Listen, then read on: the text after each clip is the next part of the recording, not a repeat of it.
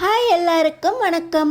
நம்ம சின்ன மருமகள் சீரியலில் நம்ம தமிழ்ச்செல்வி சக்தியை உயிரோடு கூட்டிகிட்டு வந்து ராஜாங்கம் கொலையே பண்ணலை, திட்டமிட்டு அவரை இப்படி சதிவலை பின்னி சிக்க வச்சுருக்காங்க அப்படின்னு கோர்ட்டுக்கே சக்தியை உயிரோடு கூட்டிகிட்டு வந்துட்டாங்க.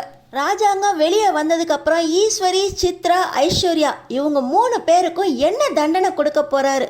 நம்ம தமிழ்ச்செல்வி மறுபடியும் சேருவோட சேர்றதுக்கு ஏதாவது சான்ஸ் இருக்கா? தெரிஞ்சுக்கிறதுக்கு இந்த வீடியோக்கு ஒரு லைக் போட்டுக்கோங்க. ஸோ பார்த்தீங்கன்னா நம்ம தமிழ்ச்செல்வி 6 மாதத்துக்கு ஒருக்க தீ குளிச்சு நான் தப்பே செய்யலைன்னு நிரூபிக்கிற அவசியம் எனக்கு இனிமேல் தேவையே இல்லை அப்படின்னு தலை முழுகிட்டு எல்லாரும் என்ன கனவுல பார்த்தாங்களோ அதே போல் நம்ம தமிழ்ச்செல்வி வீட்டை விட்டு வெளியவே போயிடுறாங்க. வீட்டை விட்டு வெளியே போன தமிழ்ச்செல்வி முதல்ல ஜென்னிக்கு ஆறுதல் சொல்கிறதுக்காக வீட்டுக்கு போக, ஜென்னி கூட ஓ மாமனார் தான் அவனோட வீட்டுக்காரரை கொன்னுட்டாரு, பிளான் பண்ணி சக்தியை கொன்னுட்டாங்களே அப்படின்னு அழுகுறாங்க. இன்னொரு பக்கம் பார்த்தீங்கன்னா கொலை பண்ணது நீதான் அப்படின்னு தாமஸ் அப்ரூவர் ஆகிட்டார். ஆனால் எப்படி கொலை பண்ண, எதுக்காக கொலை பண்ணங்கிறத நீ ஏன் சொல்ல மாட்டேங்கிற அப்படின்னு ராஜாங்கத்தை போட்டு அடின்னு அடித்தாலும் நான் உண்மையை தான் சொல்கிறேன் அப்படின்னு சரியாக நிற்கிறாரு நம்ம ராஜாங்கம். பார்த்திங்கன்னா இந்த கேஸ் கோர்ட்டுக்கு வந்துடுது. இன்னொரு பக்கம் பார்த்திங்கன்னா நம்ம தமிழ்ச்செல்வி வீட்டுக்கும் போக முடியாமல் தன்னோட சொந்த ஊருக்கும் போக முடியாமல் தவிச்சு நிற்கிறாங்க. தன்னோட அப்பாவே நான் பொய் சொல்கிறேன் அப்படின்னு சொல்லிட்டாங்களே, நான் அந்த கல்யாணத்தை நடத்தியே வைக்கல அப்படின்னு சொன்னால் கூட தமிழ்ச்செல்வி பொய் சொல்ல மாட்டா அப்படின்னு யாருமே சொல்கிறதுக்கு முன் வரலை. என்னோட புருஷனே இதை நம்பலையே அப்படின்னு ரொம்பவே கலங்கி நிற்கிற தமிழ்ச்செல்வி எப்படியாவது ராஜாங்கத்தை முதல்ல வெளியே கொண்டு வரணும்னு முடிவு பண்ணுறாங்க. இந்த நேரத்தில் தான் தன்னோட அப்பா செல்லப்பாண்டியை பார்க்குறாங்க. இப்போ வர செல்லப்பாண்டி, அம்மா நீ ஃபோன் பண்ணி தானம்மா இந்த கல்யாணத்தை நடத்தி வச்சேன், அப்புறம் எதுக்குமா உன்னோட மாமனார் சக்தியை கொலை பண்ணுறதுக்கு பிளான் போட்டு அந்த இடத்துக்கு வந்தாரு அப்படின்னு செல்லப்பாண்டி கேட்குறாங்க. என் மாமனார் அந்த இடத்துக்கு கொலை பண்ணுறதுக்காக வரல, அப்படியே வந்திருந்தாலும் சக்தியை கொன்று இருக்கவே மாட்டாரா அப்படின்னு தமிழ்ச்செல்வி அடித்து சொல்கிறாங்க. உன்னோட மாமா அங்கே வந்ததை என் கண்ணால் பார்த்தேன் அப்படின்னு செல்லப்பாண்டி சொல்ல, என் மாமா அங்கே வந்திருக்கலாம், ஆனால் கண்டிப்பாக அவர் கொலை செய்கிற அளவுக்கு போயிருக்கவே மாட்டார், என் மாமா ரொம்பவே நல்லவர் அப்படின்னு ராஜாங்கத்துக்கு சர்டிஃபிகேட் கொடுக்குறாங்க இங்கே தமிழ்ச்செல்வி. அப்போ நான் பார்த்ததெல்லாம் பொய்யாமா? உன் வீட்டில் இருக்க உன்னோட அத்தை ஈஸ்வரி, சித்ரா, ஐஸ்வர்யா 3 பேர் கூட்டு சேர்ந்துதாம்மா சக்தியை கொலை பண்ணுறதுக்காக வந்தாங்க. ஆனால் ஏதோ நான் பார்க்க போய் சக்தியை காப்பாற்றிட்டேன் அப்படின்னு செல்லப்பாண்டி சொல்கிறாரு. என்ன, சக்தியை காப்பாற்றிட்டீங்களா? இதுக்கு பின்னாடி ஈஸ்வரி, சித்ரா, ஐஸ்வர்யா 3 பேரும் இருக்காங்களா? உங்களுக்கு என்ன தெரியும், உண்மையை சொல்லுங்க அப்படின்னு இப்போ நம்ம தமிழ்ச்செல்வி தன்னோட அப்பா செல்லப்பாண்டிக்கிட்ட கேட்க, செல்லப்பாண்டி சொல்கிறாரு, நீ சொல்லி தான் இந்த கல்யாணத்தை நடத்தி வச்சேன்னு சொல்லியும் யாருமே நம்பலை, நான் உண்மையை தான் பேசுகிறேன், குடிக்கலன்னு சொன்னாலும் உன்னோட அம்மா வசந்தி கூட நம்பலை, தனம் கூட நீ குடிகாரன், இப்படி அக்கா வாழ்க்கையை கெடுத்துட்டியே அப்படின்னு அவளும் என்னை விரட்டி விட்டா.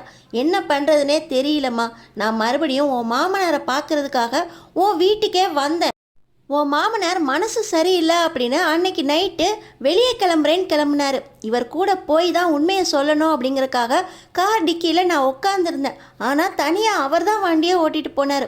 பார்த்தீங்கன்னா தாமஸோட மில்லு பக்கம் போச்சு. சரி, அங்கே போய் 2 பேரும் கூட்டாக சேர்ந்து என்ன பண்ணுறாங்கன்னு பார்க்கலாமேன்னு நான் ஒளிஞ்சா அந்த மில்லில் என்ன நடக்குதுன்னு பார்த்துக்கிட்டு இருந்தேம்மா. அந்த நேரமாக பார்த்து தாமஸும் உன் மாமனாரும் கொஞ்ச நேரம் பேசிக்கிட்டு இருந்தாங்க.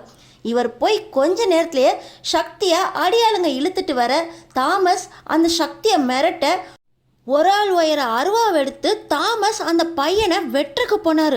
ஐயோ அப்படின்னு நான் அந்த சக்தியை பார்க்கலான்னு போகிறதுக்குள்ளே தாமஸும் கொஞ்ச நேரத்தில் கிளம்பி போயிட்டாரு. எப்படியாவது சக்தியை காப்பாற்றணும், இல்லாட்டினா அந்த கொலகார பயலுக்கு கொன்னுருவாங்களேன்னு நினச்சிக்கிட்டு இருக்கும்போதே அருவாலை ஓங்க போனாங்க. கழுத்துக்கிட்ட வைக்கிற நேரமாக பார்த்து சக்தியை நான் காப்பாற்றி இழுத்துட்டு வந்துட்டேன். அவன் போட்டிருந்த கட்டெல்லாம் அவுத்து விட்டானே, அவனும் என்னோட ஓடி வந்துட்டான். அங்கே என்ன பண்ணானுங்களோ ஏது பண்ணானுங்களோ தெரியல.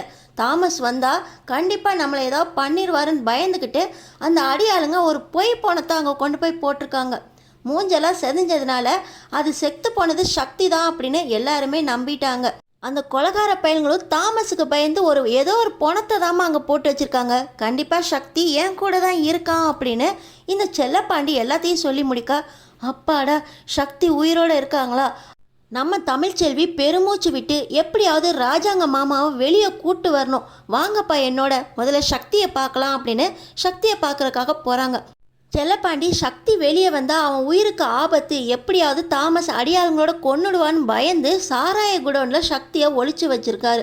இந்த நேரமாக பார்த்து நம்ம தமிழ்ச்செல்வி செல்லப்பாண்டி உதவியோட சக்தியை கூட்டிக்கிட்டு கோர்ட்டுக்கு போயிடுறாங்க.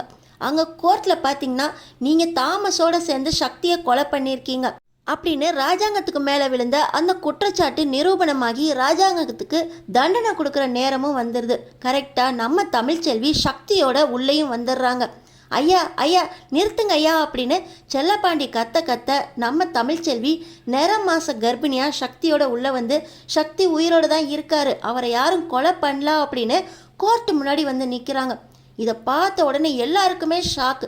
சேது பார்த்திங்கன்னா சக்தி உயிரோடு இருக்கானா, தமிழ் நீ எங்கள் அப்பாவை காப்பாற்றிட்டா அப்படின்னு சந்தோஷப்படுறாங்க. இன்னொரு பக்கம் பார்த்திங்கன்னா ஜென்னி முகம் ஃபுல்லாக சந்தோஷம், என் சக்தியை நீ தான் கூட்டிகிட்டு வந்தியா, சக்தி சாகலையா அப்படின்னு ஆனந்த கண்ணீர் விடுறாங்க. சக்தி சுற்றி பார்த்து நான் உயிரோடு தான் இருக்கேன், யாரும் என்னை கொலை பண்ணல, ராஜாங்க ஐயா மேலே எந்த தப்புமே இல்லை, அவர் வந்து தாமஸ் கூட பேசிட்டு போனதெல்லாம் உண்மைதான், நான் அங்கே தான் இருந்தேன், என்னை தாமஸோட ஆளுங்க அடைச்சி வச்சுருந்தாங்க, இப்படி அவர் போனதுக்கப்புறம் அவர் மேலே பழி போடுறதுக்காக என்னை வெட்டி கொலை பண்ண சொல்லி ஆர்டர் போட்டுட்டு தாமஸ் ஐயாவும் வெளியே போயிட்டாரு. இந்த அடியாளுங்க என்னை கொல்ல வரும்போது இந்த செல்லப்பாண்டி தான் என்னை காப்பாற்றினாரு. இப்போ தமிழ்ச்செல்வி நான் உயிரோடு இருக்கிறது தெரிஞ்சு ராஜாங்க ஐயா மேலே பழி விழாமல் இருக்கிறதுக்காக என்னை இங்கே கூட்டிகிட்டு வந்துட்டாங்க அப்படின்னு எல்லாரும் முன்னாடியும் உண்மையை சொல்கிறாங்க. ராஜாங்கத்துக்கு மனசு ஃபுல்லாக ஒரே சந்தோஷம். தமிழ் நீ என்னை மறுபடியும் காப்பாற்றிட்ட, ஏற்கனவே ஒருக்க ஜெயிலுக்கு போனப்பையும் நீ தான் காப்பாற்றின, இப்போ 2வது தடவையாக நான் ஜெயிலில் ரிலீஸ் ஆகிறதுக்கும் நீ தான் காரணம் அப்படின்னு மனசுக்குள்ளே சந்தோஷப்படுறாரு. ராஜாங்கம் மேலே விழுந்த பழி எல்லாமே போயிடுது. தாமஸை அந்த கோர்ட் தண்டிச்சிருது. இப்போ ராஜாங்க ஐயா வெளியே வராங்க. இவ்வளவுக்கும் பிளான் போட்டது யார்? இந்த வீட்டில் இருந்து தான் யாரோ கண்டிப்பாக உதவி செஞ்சுருக்கீங்க, தமிழ் மேலே எந்த தப்பும் இல்லை அப்படின்னு ராஜாங்கம் அவங்க குடும்பத்தில் இருக்க எல்லாரையும் கூட்டி வச்சு யார் தப்பு செஞ்சது ஒத்துக்கோங்க அப்படின்னு பேசுகிறாங்க. இப்போ பார்த்தீங்கன்னா நம்ம தமிழ் இந்த வீட்டில் இருக்கிறவங்க தான் என் மேலே பழி போடுறதுக்காக இப்படி ஒரு திட்டத்தை தீட்டியிருக்கீங்க, நீங்களே நினைக்காம இந்த அளவுக்கு ராஜாங்க ஐயா மேலே பழி விழுன்னு நினைக்காம இருந்தாலும் இவ்வளவுக்கும் காரணம் என்ன பழி வாங்கணும்னு நினச்ச ஒரே காரணம்தான், யாருன்னு எனக்கு தெரியும், நீங்களா சொன்னீங்கன்னா பரவாயில்ல, இல்லை மறுபடியும் வீட்டுக்குள்ளே போலீஸ் வரும், கையும் களவுமா கையில் விலங்கு போட்டு நான் போலீஸ் ஸ்டேஷனுக்கு இழுத்துட்டு போக வைப்பேன் அப்படின்னு நம்ம தமிழ் சொல்கிறாங்க. சேது சொல்கிறாங்க நம்ம வீட்டிலேருந்து யார் ஹெல்ப் பண்ணது தமிழ் சொல்லு அப்படின்னு சொல்ல, நீங்களாம் பேசுகிறதுக்கு எந்த தகுதியுமே கிடையாது, நான் அத்தனை முறை இந்த வீட்டில் தப்பு பண்ணலன்னு சொல்லியிருப்பேன், என்னை என் புருஷன் கூட நம்பலை, இப்பயும் நான் என்னை நிரூபிக்கிறதுக்காக தான் வந்திருக்கேனே தவிர மறுபடியும் இந்த வீட்டு மருமகளாக நான் வரவே மாட்டேன், உண்மையை சொல்லுங்க அப்படின்னு சொன்னாலும் ஈஸ்வரி திருன்னு முழிக்கிறாங்களே தவிர உண்மையை சொல்லலை. இப்போ தான் செல்லப்பாண்டி இந்த வீட்டில் இருக்கிற ஈஸ்வரி, சித்ரா, ஐஸ்வர்யா 3 பேரும் தான் ராஜாங்க ஐயா ஜெயிலுக்கு போகிறதுக்கு காரணம். இந்த 3 பேருமே நடு ராத்திரி யாரையோ பார்க்கறதுக்காக பயந்து ஒளிஞ்சு வெளியே போனாங்க. யாரடா பார்க்க போகிறாங்க அப்படின்னு பின்னாடியே போனப்போ தான் தெரிஞ்சிச்சு 3 பேரும் ஒரு அரசியல்வாதியை பார்க்க போகிறாங்கன்னு. எதுக்குடா இவங்க இவ்வளோ பெரிய அரசியல்வாதியை பார்த்து பேசணும் அப்படின்னு நான் ரெக்கார்ட் பண்ண ஆரம்பிச்சிட்டேன். என் ஃபோனில் எல்லா ரெக்கார்டுமே இருக்குது. இந்த தமிழ்ச்செல்வியை பழி வாங்குறதுக்கு நான் ஒரு கோடு போட்டு கொடுத்தா நீங்கள் ரோடே போட்டிங்க அப்படின்னு பாராட்டி பேசிக்கிட்டு இருக்காங்க. என் பொண்ணு உங்களுக்கு அப்படி என்னதான் பாவம் பண்ணிச்சா அப்படின்னு செல்லப்பாண்டி பேசிக்கிட்டு இருக்கும்போதே இந்த 3 பேரும் பேசின ரெக்கார்டிங் ஒன்றை தானே இருக்குது அப்படின்னு ராஜாங்கம் பார்த்துட்டு இந்த 3 பேருக்கும் என்ன பனிஷ்மெண்ட் கொடுக்கணும்னு எனக்கு தெரியும் அப்படின்னு 3 பேரையும் தனியாக கூப்பிட்டு வந்து அவரோட அறிவிப்பை வெளியிடுறாரு. நம்ம சேதுவும் தமிழும் ஒன்று சேருவாங்க. ராஜாங்கம் வெளியே வர்றதுக்கு காரணமாக இருந்தது தமிழ்ச்செல்வி தான் அப்படின்னு சேது ஒத்துக்கிட்டாலும் சேதுவோட ஒன்று சேர்றதுக்கு தமிழ்ச்செல்வி கண்டிப்பாக ஒத்துக்கவே மாட்டாங்க. மறுபடியும் 2 பேரும் எப்படி ஒன்று சேர போகிறாங்க, அடுத்தடுத்து என்ன நடக்க போகுதுன்னு தெரிஞ்சுக்கிறதுக்கு நம்ம சேனலை சப்ஸ்கிரைப் பண்ணி தொடர்ந்து பாருங்கள்.